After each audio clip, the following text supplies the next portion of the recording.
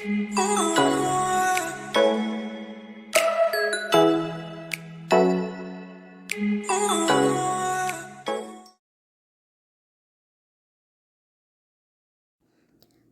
everybody! Today I want to talk to you and show you how to use Pentart's bead paste. This water-based paste has little tiny beads, and after it dries, it is a glossy transparent paste. This stuff is great because it can be applied to any surface, and it is great for doing like a textured stencil or any kind of background texture or just some nice kind of shine. So I'm going to show you one way how you can color it, and I'm just also going to show you what it looks like if you just didn't color it and used it by itself.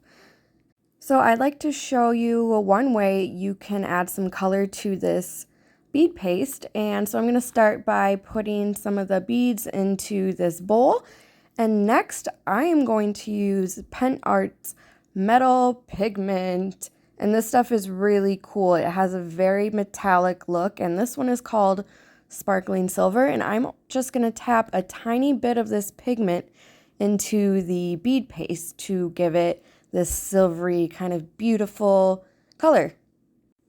And you can do this with any of their metal pigments or their mica powders. That works great for this bead paste if you wanted to color it.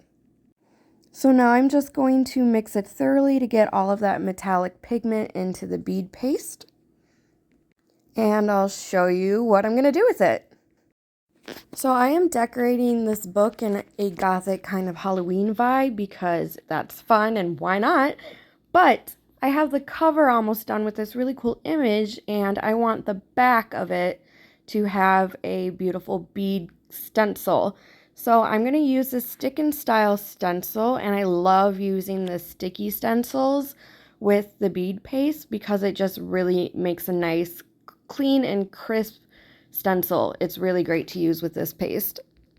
Now that the stencil is nice and stuck to the back of the book, I'm going to take my bead paste that's been colored with the metal pigment, and I'm going to use this little rubber scraper and kind of apply it right over the middle center damask pattern.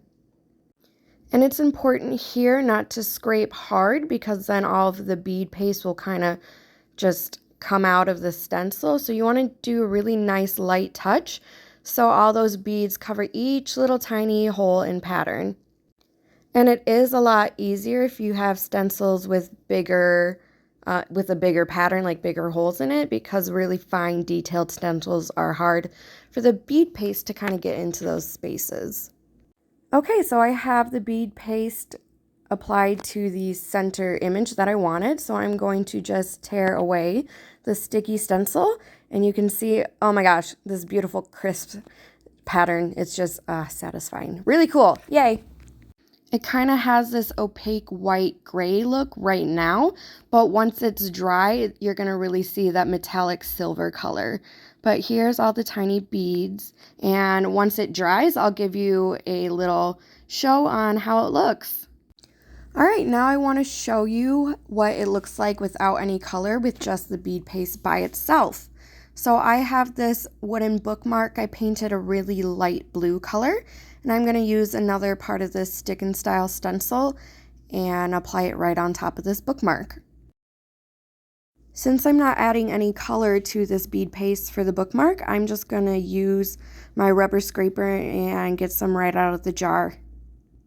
And I'm going to use the same technique like the book cover and use a light touch and scrape little tiny beads all over into this beautiful stencil.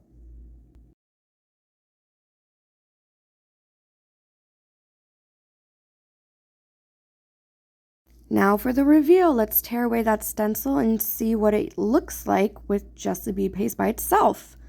So you can see it's this kind of clear, glossy with a little bit of white color to it right now.